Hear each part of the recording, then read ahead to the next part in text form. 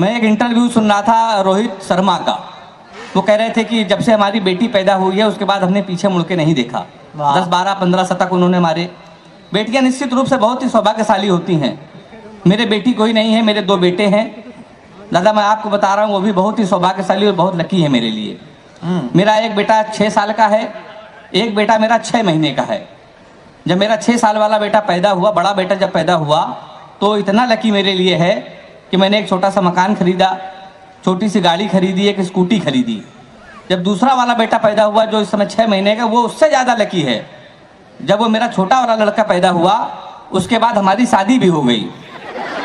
बहुत अच्छे। उससे ज़्यादा लकी क्या हो सकता है? एक बार ताली बजा दीजिए तो मैं शुरू हो जाऊं।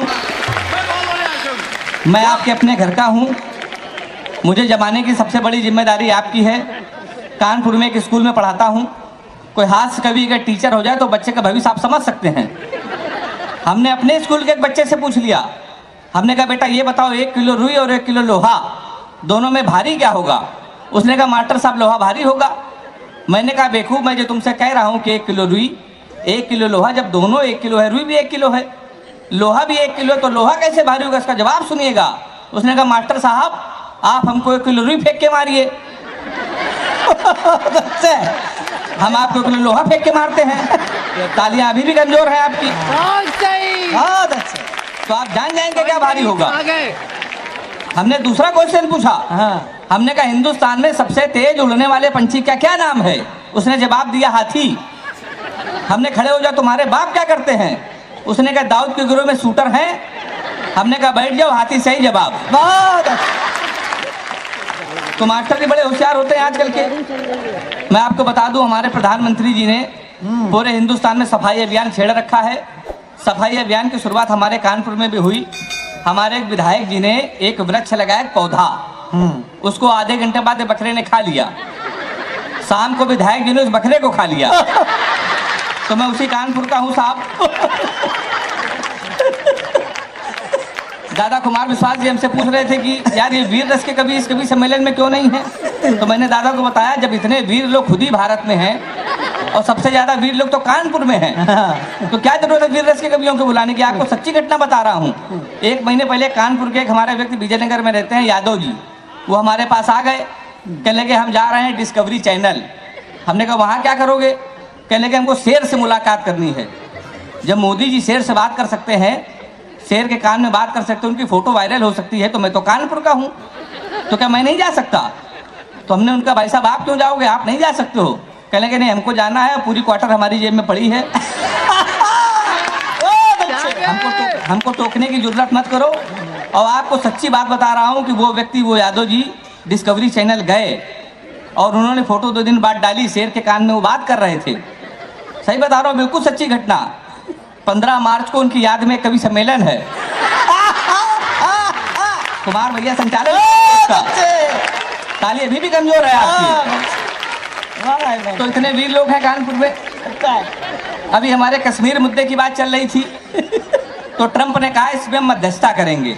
तो हमने कहा हमारे मोदी जी इस काम के लिए हैं, तो आपको क्या जरूरत है, आप क्यों मध्यस्थता करोगे कश्मीर के लिए? मैंने 8 पंक्तियां लिखी, मजा आ जाए तो तालियों का महोत्सव देकर मुझे शुरू कर देना। हमने कहा ट्रंप ज्यादा बोलोगे तुम्हारी दस्तार चली जाएगी, सर की पगड़ी। हमने कहा ट्रंप ज्यादा बोलोगे तुम्हारी दस्तार चली जाएगी, गोली चली इधर तो उस पार चली जाएगी। हमारे घर के मसले में तुम अम्मा ना बनो, अमित शाह को भेजेंगे तुम्हारी सरकार चली जाएगी। अमित शाह को भेजेंगे तुम्हारी सरकार चली जाएगी। ये स्थिति आपको प्रणाम करता हूँ। इससे अच्छा आप लोग मुझे क्या सुनोगे? 10, 15, 20 मिनट आपके बीच में रहूंगा। मुमताज जी आएंगी, वो श्रृंगार की बातें करेंगी, प्यार मोहब्बत की बातें। मैंने आज तक श्रृंगार के विषय में कुछ नहीं लिखा। प्यार मोहब्बत के विषय में मैंने आज तक, तो छोड़िए लड़की को नहीं देखा।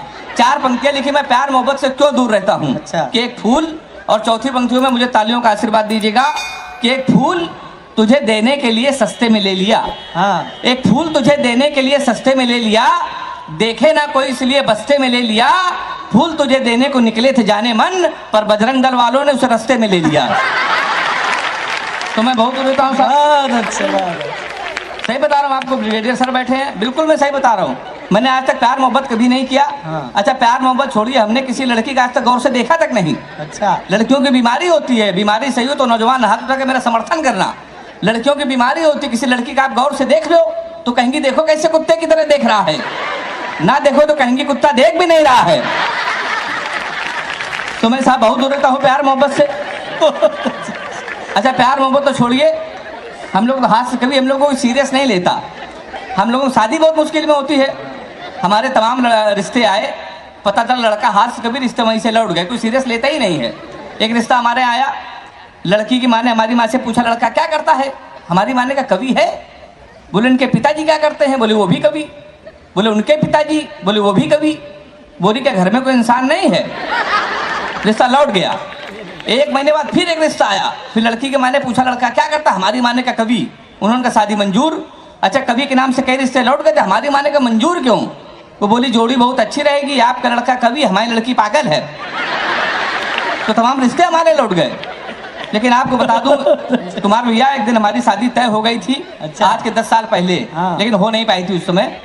हमारी जब शादी तय हुई तो हमारे पिताजी ने कहा बेटा कि लड़की हमने पसंद कर ली है, हमको और तुमको साथ में चलना है लड़की को देखने। तो हमने कहा पिताजी ठीक है, शादी वैसे भी नहीं हो रही, आप चलिए लड़की को देख लीजिए। हाँ। फिर उनका अचानक फोन आया कि बेटा हमको ऑफिस में काम आ गया है, तुम अकेले जाओ लड़की को देख आओ। अच्छा। और पहली बार जा रहे हो, खाली हाथ मत जाना, कुछ लेके चले जाना। तो हम कानपुर के, हम कट्टा लेके पहुंच गए। 2.5 साल बाद हमारी जमानत हुई। बहुत अच्छे। अब क्या ले जा सकते हैं। तो उसके बाद फिर एक हमारा रिश्ता आया।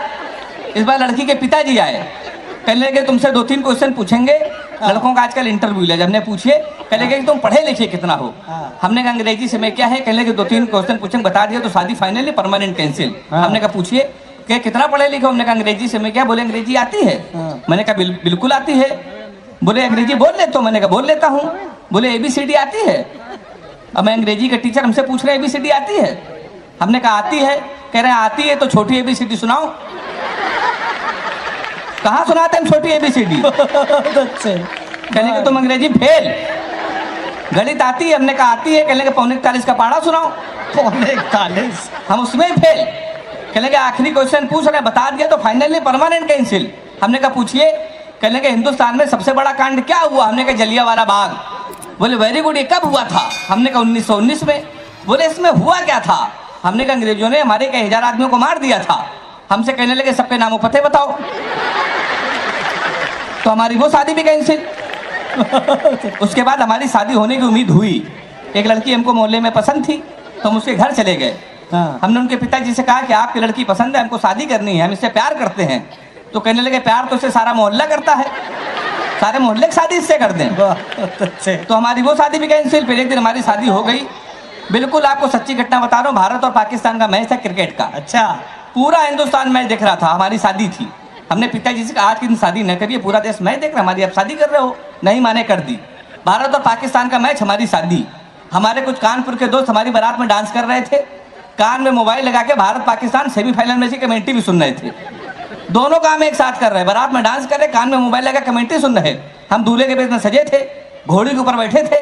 जैसे बारात घर पहुंचने वाले थे, एक लड़का घूम के हमारी तरफ चिल्लाया, बोला छक्का। हम डर गए भाई साहब। हमने कहा कहाँ छक्का। कहने लगा विराट कोहली ने मारा है। तो हमने कहा कोहली ने मारा तो हमारी तरफ क्यों देख रहे हो। शादी के पहले दिन छक्का कह रहा और देख के हमको। हमने कहा आपकी मारे तो हमारी तरफ ना देखना। पता चला 2 मिनट में इंडिया मैच जीत गई। किसी ने खुशी के मारे घोड़ी के नीचे सुतली बम रख दिया। बम फटा तो घोड़ी भागने लगी, हम भी भागने लगे। हमने चलती घोड़ी से पिताजी को फोन मिलाया। हमसे बोले कहाँ बेटा। हमने कहा पिताजी हम भाग रहे हैं। बोले किसके साथ। ताली तो आप लोग ऐसे बजा रहे इसमें बारात आए थे। हमने कहा घोड़ी के साथ। बोले बे शर्म नहीं आती, भागना तो किसी लड़की के साथ भाग जाते। हमने कहा पिताजी वो बहक गई थी। कहने लगे आज घोड़ी बहकी है, कल को गधी बह गई तो उसके साथ भाग जाओगे। उन्होंने मोबाइल बंद कर लिया। 1 हफ्ते लगातार हम भागते रहे। 1 हफ्ते बाद हमको होश आया तो हमने अपने आप को जंगल में पाया। वहाँ 4-5 आदमी खड़े थे। हमने कहा कानपुर का पता बता दो ना, बीबी को विदा कराना है। तो उन्होंने कहा देखो ऐसा है, हमारे यहाँ रामलीला का पाठ चल रहा है, ये राम है, ये लक्ष्मण है, सूप नखा का रोल जिसे करना था नहीं आया, तुम सूप नखा का रोल कर लो। हमने कहा इसमें क्या करना पड़ेगा? बोला नाक कटवानी पड़ेगी। हमने कहा वो तो कट चुकी है। हमने उनकी बात मान ली, रात भर सूप नखा का रोल किया। सुबह 4 बजे हमारी आँख खुली, हमारे असली कपड़े गायब, वहाँ के आदमी गायब, सूप नखा के ड्रेस में पैदल पैदल हम अपने घर पे। हमारे पिताजी छज्जे के ऊपर खड़े थे। हमने कहा पिताजी पहचाना? उन्होंने हमारी माँ से कहा इसको कटोरा आटा दे दो। हमारे पिताजी नहीं पहचान पाए। हमने कहा आपके पुत्र हैं? बोले बेवकूफ मत बोलो, हमारे 2 ही पुत्र हैं, एक इंजीनियर एक नाक कटवा के घोड़ी के साथ भाग गया है। हम ससुराल के, तुम्हारे साले ने भगा दिया। हमारे घर के सामने पुलिस थाना, पुलिस को हमारी जरूरत कब पड़ जाए इसलिए हमने घर थाने के सामने ले लिया। हाँ। तो हम थाने गए तो एसपी साहब बैठे थे। हमने कहा हमारे साले खिलाफ FIR लिख लीजिए। कहने के तुम ही हेमंत पांडे हो? हमने कहा, कहने के तुम्हारे ना पहले से FIR है घोड़ी के अपहरण की। तुमको 2 दिन का समय दे रहे हैं, घोड़ी नहीं तो तुम जेल चले जाओगे। उत्तर प्रदेश का बड़ा व्यंग एक टिप्पणी में कर रहा हूँ, टिप्पणी समझ में आ जाए तो हाथ उठा के मेरा समर्थन करना। हाँ। हमने उनके पैर छुए, हमने कहा घोड़ी ढूंढ लाइए। कहने के पुलिस का काम है घोड़ी ढूंढना। हमने कहा ढूंढ लाइए। कहले पुलिस के इतने बड़े अधिकारी घोड़ी ढूंढ लाए। हमने कहा एसपी साहब भैंस तो आप ढूंढ लाए थे। हाय हाय, वाह क्या बात है हेमंत, बहुत अच्छे, जीते रहिए, वाह। व्यंग्य पे आपने तालियां बजाई। एक अंतिम कविता हम लोग, ये कवि सम्मेलन एक शाम डॉक्टर कुमार विश्वास जी के नाम है। आधे मिनट की एक कविता पढ़कर मैं अपना स्थान लेना चाहता हूँ। अधिक से अधिक डॉक्टर साहब को सुनना है। स्वागत। एक रात में सोया ही था, सपने में खोया ही था, देखा कि जो लोग नफरत के बीच बो रहे हैं, सामने खड़े हनुमान जी रो रहे हैं। आहा, वाह। हमने कहा आप तो भगवान हैं, फिर आपको रोने की क्या जरूरत? और वैसे भी सीता हरण पे आप खोए नहीं थे, लक्ष्मण मूर्छित पे भी आप रोए नहीं थे। आपने सूरज को निकला, आप मुस्कुराते रहे थे, आपकी पूंछ तक जली, आप खिलखिलाते रहे थे। फिर प्रभु आप क्यों रोए? कलियुग के दर्द से उबे तो नहीं है, किसी कष्ट में आप उबे तो नहीं हैं, प्रभु राम की याद में आप खोए हैं शायद, और JNU की घटना से आप रोए हैं शायद। वाह। कहीं ऐसा तो नहीं, कहीं ऐसा तो नहीं कि आपके मन में निठारी की कथा हो या जलती ट्रेनों की व्यथा हो। प्रभु बोले तेरी बात सही है। इन पंक्तियों में पूरे सदन का आशीर्वाद चाहता हूँ। प्रभु बोले तेरी बात सही है, मेरे रोने का कारण यही है, आज हर इंसान हिंसा के दौर में पल रहा है। मेरी तो केवल पूंछ जली थी, आज हिंदुस्तान जल रहा है। मेरी तो केवल पूंछ जली थी, आज हिंदुस्तान जल रहा है। और वैसे भी चुनाव का मौसम आ गया है, कुछ नेता हमारे मंदिरों में आएंगे, हमारी झूठी कस्में खाएंगे। डरता हूं देश आतंकवाद महंगाई लाचारी में ना खो जाए, मंदिर मस्जिद के नाम पे कि दंगा ना हो जाए। क्योंकि जो प्यार को सींचते थे कसाई हो गए, कल तक भाई भाई थे दंगाई हो गए। यदि एक भी बेकसूर का खून धर्म के नाम पे बहा, तो मैं चैन की नींद कैसे सोऊंगा? अभी तक तेरे सपने में रोया था, फिर हकीकत में रोऊंगा। बहुत अच्छा, बहुत अच्छा।